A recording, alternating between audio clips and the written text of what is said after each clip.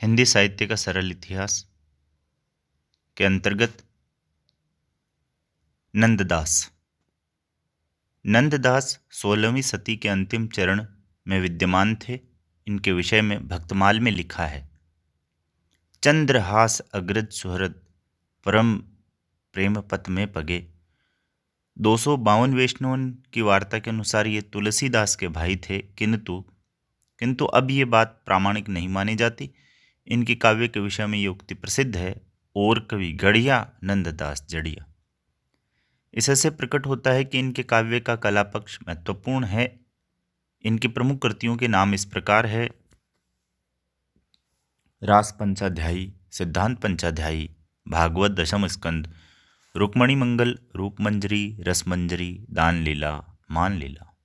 इनके यश का आधार रास पंचाध्यायी है। रास पंचाध्यायी भागवत के रास पंचाध्यायी अंश पर आधारित है। ये रोला छंद में रचित है। कृष्ण की रास लीला का वर्णन इस काव्य में कोमलयों सानुप्रासिक पदावली में किया गया है, जो संगीतात्मकता से युक्त है। ताई छन उडुराज उदित रसरास सहायक, कुमकुम मंडित बदन प्रिया जनु नागरी नायक, कोमल किरण अरुण मानो बन व्यापी रही यो, मनसिज खेलो फागो घुमड़ी घुरी रेयो गुलाल जो। भंवर गीत में उन्होंने रोला छंद के साथ ध्रुवक जोड़कर उसे और भी अधिक संगीतात्मक बना दिया है। सिद्धांत पंचाध्यायी भक्ति सिद्धांत का परिचायक ग्रंथ है और रसमंजरी नायिका भेद का। सिद्धांत पंचाध्यायी भक्ति सिद्धांत का है और रसमंजरी नायिका भेद का। रूपमंजरी में इसी नाम की एक भक्त महिला का चरित्र वर्णित है। नंददास ने अनेक काव्य रूपों में रचना की है। वे काव्य शास्त्र से सुपरिचित कवि ज्ञात होते हैं। अष्टछाप के शेष कवियों ने भी लीला गान के पद गए हैं, जो प्रधानतः श्रृंगारी हैं। राधा और कृष्ण के रूप एवं श्रृंगार के साथ साथ उनके चरित्र का गुणगान इन कवियों का विषय रहा है। इनकी रचनाएं बहुत कुछ समान है। कृष्णदास जन्मना शूद्र होते हुए भी वल्लभाचार्य के कृपा पात्र थे और मंदिर के प्रधान हो गए थे। इनका रचा जुगमान चरित जुगलमेन चरित नामक ग्रंथ मिलता है। परमानंद दास 16वीं सदी के 835 पद परमानंद सागर में संकलित है। इनकी कविताएं सरसता के कारण प्रसिद्ध है। कुंभन दास परमानंद दास के समकालीन थे। ये अत्यंत स्वाभिमानी भक्त थे। इन्होंने फतेहपुर सीकरी के राज सम्मान से खिन्न होकर कहा था, संतन को कहाँ सीकरी सुकाम, आवत जावत पन्हैया टूटी, बिसर गयो हरिनाम। इनका कोई ग्रंथ नहीं मिलता, पुटकल पद ही मिलते हैं। चतुर्बुद्ध दास कुंभन दास के पुत्र थे। इनकी 3 कृतियां मिलती है, द्वादश भक्ति प्रताप, हितजू को मंगल। द्वादश भक्ति प्रताप, हेतुजू को मंगल। छेद स्वामी 16वीं सदी के उत्तरार्ध में वर्तमान थे। इनका भी कोई ग्रंथ नहीं, केवल फुटकल पद मिलते हैं। गोविंद स्वामी की रचना काल 1543 और 1568 के बीच रहा होगा। कहा जाता है कि इनका गाना सुनने के लिए कभी कभी तानसेन भी आते थे। इनका भी कोई ग्रंथ नहीं मिलता। गोविंद स्वामी का गाना सुनने के लिए तानसेन आते थे। अन्य कृष्ण भक्त कवि राधा वल्लभी संप्रदाय के प्रवर्तक हित हरिवंश वल्लभ वंश का उल्लेख और थोड़ा परिचय भक्तिकाल में के प्रारंभ में दिया जा चुका है। इनका 1502 में जन्म हुआ था। इनका रचना काल सन 1543 से 1583 तक माना जाता है। इन्होंने 1525 में श्री राधा वल्लभ की मूर्ति वृंदावन में स्थापित की थी। ये संस्कृत के विद्वान थे। इन्होंने संस्कृत में भी अत्यंत सरस रचना की है। हित 84 में इनकी कविताएं संकलित है। हित हरिवंश द्वारा प्रवर्तित संप्रदाय में राधा की भक्ति की प्रधानता है। इसमें विधि निषेध का त्याग है। हित हरिवंश ने राधा विषयक अत्यंत सरस रचनाएं की है। इनकी रचनाएं कम संख्या में उपलब्ध हैं।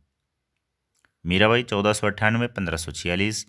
हिंदी की श्रेष्ठ कवियत्री मीरा का जन्म 1516 में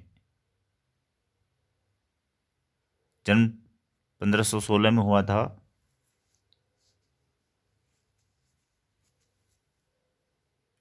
यहाँ 1498 माना जाता है।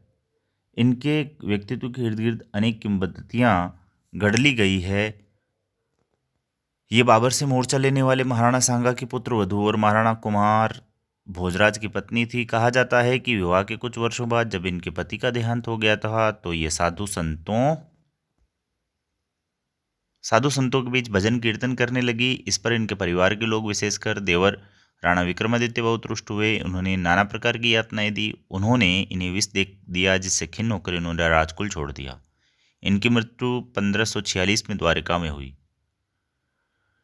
प्राय भक्त कवियों में ये बात पाई जाती है कि वे अपने इष्ट के पास अपने जीवन के अभावों को लेकर उनकी पूर्ति के लिए जाते हैं। मीरा भक्त थी, भक्त होना कोई बुरी बात नहीं। फिर राणा मीरा से क्यों रुष्ट थे? मीरा सवर्ण समाज की थी और फिर राणा कुल की पुत्रवधू, इसलिए उनका सामान्य लोगों के बीच उठना बैठना उस सामाजिक व्यवस्था को ऐसा ही था जिसमें नारी पति के मरने पर या तो सती हो सकती थी या घर की चार दीवारी के भीतर वैधव्य झेलने के लिए अभिशप्त थी। मीरा को भक्त होने के लिए लोकलाज छोड़नी पड़ी और यही बात राणा को खलती थी। लोकलाज तजने की बात मीरा की कविताओं में बार बार आती है। मीरा ने अपने इष्ट देव गिरधर का जो रूप निर्मित किया वह अत्यंत मोहक है। मीरा के रूप चित्रण की यह भी विशेषता है कि वह प्राय गत पर होता है। गिरधर नागर को प्राय सचेष्ट अंकित किया जाता है, या तो वे मुरली बजाते हैं या मंद मंद मुस्काते हैं या मीरा की गली में प्रवेश करते हैं। मीरा नारी सुलभ लज्जा के कारण उनसे सीधे मुंह बात बहुत कम करती है और उनके सामने न रहने पर यानी वियोग अवस्था में उनसे वार्तालाप करती है, अनुनय विनय करती है। विरह मीरा के जीवन का सबसे बड़ा यथार्थ है और उनके काव्य का भी। मीरा के विरह की सच्चाई का लक्षण यह है कि वे विरह की पीड़ा के ताप से मुक्त होना चाहती है। वेदना की सच्चाई का यह लक्षण यह है कि व्यक्ति उससे मुक्ति के लिए छटपटाए। मुक्ति संभव न हो तो भी मनुष्य मुक्त अवस्था का स्वप्न देखता है। मीरा के यहाँ विरह वेदना उनका यथार्थ है और कृष्ण से मिलना उनका स्वप्न। मीरा के जीवन के यथार्थ की प्रतिनिधि पंक्ति है, असुवन जल सिंची सिंची प्रेम बोली बोई। और उनके स्वप्न की प्रतिनिधि पंक्ति है, सावन माँ उमग्यो में रोहिरा भणक सुने हरियावण की। मीरा के काव्य में मध्यकालीन नारी का जीवन बिंबित है। मीरा भक्त कवि है, उनकी व्याकुलता एवं वेदना उनकी कविता में निश्चल अभिव्यक्ति पाती है। मीरा की कविता में रूप रस और ध्वनि के प्रभावशाली बिंब हैं। वे अपनी कविता में निहित वेदना को श्रोताओं और पाठकों के अनुभव के माध्यम से संप्रेषित करती है। घायल की गति घायल जाने और न जाने, कोई यही अभिप्राय है। मीरा के काव्य पर निर्गुण सगुण दोनों साधनाओं का प्रभाव है। उन पर नाथ मत का भी प्रभाव दिखाई देता है। उनके इष्ट देव तो कृष्ण ही हैं, किंतु रामकथा से संबंधित गेय पद भी उन्होंने लिखे हैं। मीरा की कविताएं शिष्ट समाज के साथ साथ राजस्थान के भीलों में भी बहुत लोकप्रिय है। रसखान 1548 से 1628, इनका वृत्तांत 252 विष्णु की वार्ता में मिलता है। उससे प्रकट होता है कि ये लौकिक प्रेम से कृष्ण प्रेम की ओर उन्मुख हुए। इनकी प्रसिद्ध कृति प्रेम वाटिका का रचनाकाल 1614 है। कहते हैं कि वे गोसाई विठलनाथ के शिष्य थे। रसखान ने कृष्ण का लीलागान गई पदों में नहीं सवैयों में किया है। रसखान का सवैया छंद सिद्ध था, जिससे जितने सरस सहज प्रवाहमय सवैये रसखान के हैं उतने शायद किसी और कवि के हों। रसखान का कोई ऐसा सवैया नहीं मिलता जो उच्च स्तर का न हो। उनके सवैयों की मार्मिकता का बहुत बड़ा आधार दृश्यों और बाह्यांतर स्थितियों की योजना में है। वही योजना रसखान के सवैयों के ध्वनि प्रवाह में भी है। ब्रजभाषा का ऐसा सहज प्रवाह अन्यत्र बहुत कम मिलता है। रसखान सूफियों का हृदय लेकर कृष्ण की लीला पर काव्य रचते हैं। उनमें उल्लास, मादकता और उत्कृष्टता तीनों का संयोग है। ब्रजभूमि के प्रति जो मोह रसखान की कविताओं में दिखलाई पड़ता है वो उनकी विशेषता है। रसखान प्रेम भावना की अछूती स्थितियों की योजना करते हैं, इसलिए रसखान के यहाँ दूसरों की कई बातें कम मिलेगी। निम्नलिखित सवैयों में गोपियों की जिस मन स्थिति का चित्र प्रस्तुत किया गया वह समूचे भक्ति काव्य में दुर्लभ है। मोर पखासिर ऊपर राखी हूँ गुंज की माल गरे पहिरूंगी, ओढ़ी पीताम्बर ले लकुटी बन गोधन ग्वार निसंग फिरूंगी। भावत सोई मेरो रस खानी सो तेरे कहे सब स्वांग करूंगी, या मुरली मुरली धर की अधरान धरी अधरान धरूंगी। अर्थात सब स्वांग किया जा सकता है, किंतु कृष्ण के अधरों पर रखी हुई मुरली को अपने अधरों पर रखने के लिए स्वांग नहीं किया जाएगा। कृष्ण भक्त कवियों की सुदीर्घ परंपरा है। स्वामी हरिदास, हरिराम व्यास, सुखदास, लालसदास, नरोत्तम दास आदि अन्य कृष्ण भक्त कवि हैं। इनमें नरोत्तम दास का सुदामा चरित अपनी मार्मिकता और सहज प्रवाह के लिए बहुत लोकप्रिय है।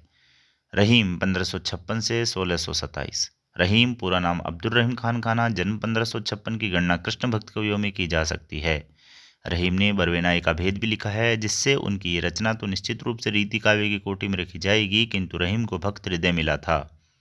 उनके भक्ति परक दोहे उनके व्यक्ति और रचनाकार का वास्तविक प्रतिनिधित्व करते हैं। कहते हैं उनके मित्र तुलसी ने बरवे रामायण की रचना रहीम के बरवे काव्य से उत्साहित होकर की थी। रहीम सम्राट अकबर के प्रसिद्ध सेनापति बैरम खां के पुत्र थे। वे स्वयं योद्धा थे। गंग ने रहीम पर जो छप्पई लिखा उससे प्रकट होता है कि रहीम पराक्रमी सेनानी थे।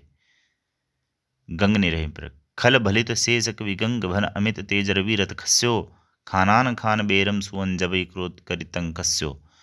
रहीम अरबी, फारसी, संस्कृत आदि कई भाषाओं के जानकार थे। वे बहुत उदार, दानी और करुणावान थे। अंत में उनकी मुगल दरबार से नहीं पटी और अनुश्रुति के अनुसार अंतिम दिन तंगी में गुजरे। रहीम की अन्य रचनाएं रहीम दोहावली या सच्चई, श्रृंगार सोरठा, मदनाष्टक, रास पंचाध्यायी। उन्होंने खेट कौतुकम नामक एक ज्योतिष ग्रंथ रचा है जिसकी भाषा संस्कृत फारसी मिश्रित है। रहीम ने तुलसी के समान अवधि और ब्रज दोनों में अधिकार पूर्वक काव्य रचना की है। रहीम के भक्ति और नीति के दुआ आज भी लोगों की जबान पर है। कृष्ण भक्ति काव्य की विशेषताएं।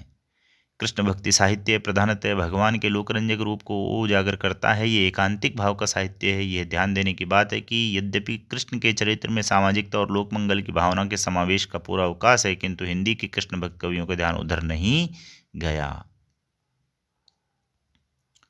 सूरदास की कविता में लोक की रक्षा का पक्ष न सही किंतु रंजन पक्ष विद्यमान है। परवर्ती कवियों की विषय वस्तु सीमित होती गई। इसी कारण इस धारा के कवियों ने अधिकांशतः मुक्तकों में ही रचना की।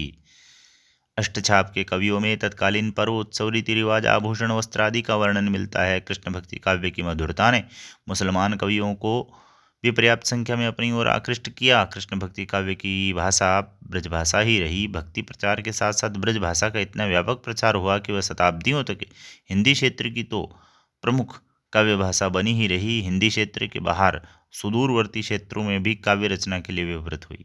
कृष्ण भक्ति काव्य में रामचरित जैसा कोई विशद महाकाव्य तो नहीं रचा गया, लेकिन इसने सामान्य गृहस्थों के दैनंदिन जीवन को कृष्ण चरित के उल्लास और व्यथा से भर दिया। श्रृंगार के क्षेत्र में कृष्ण भक्ति काव्य का ही वर्चस्व रहा, राम काव्य का नहीं। हिंदी भक्ति काव्य की सामान्य विशेषताएं। भक्ति का शास्त्र यद्यपि दक्षिण में बना, तथापि उसका पूर्ण उत्कर्ष उत्तर में हुआ। भक्ति आंदोलन अखिल भारतीय था। भारत की सभी भाषाओं और साहित्य पर भक्ति आंदोलन का प्रभाव है। लोक साहित्य पर भी इसका प्रभाव कम नहीं। फलतः ये शास्त्र की उपेक्षा करने वाला लोकोन्मुख आंदोलन था, इसलिए ये लोक जीवन में इतना रस संचित कर सका। हिंदी भक्त कवियों ने आध्यात्मिक साधना की बात नहीं की। उन्होंने सामंतवादी युग में सामंतवादी व्यवस्था की अमानवीयता की आलोचना भी की तथा यथासंभव हर प्रकार की पीड़ा और हिंसा का विरोध भी किया।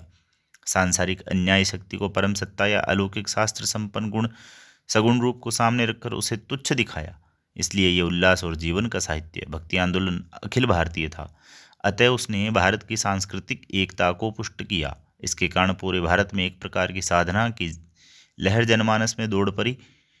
इसके साथ हिंदी भक्ति आंदोलन और साहित्य कुछ निजी विशेषताएं भी है।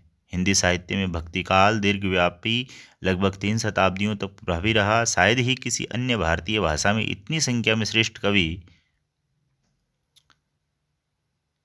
कबीर, जायसी, सूर, तुलसी, मीरा आदि जैसे हों। फिर हिंदी भक्ति साहित्य में मुसलमान कवियों को योगदान भी अन्यत्र नहीं मिलता। सगुण भक्ति साहित्य में अन्यत्र कहीं रसखान, रहीम आदि जैसे कवि हैं। ये भी संदिग्ध है। प्रबंधकार, सूफी कवि भी अन्य भाषा साहित्य में शायद ही मिले।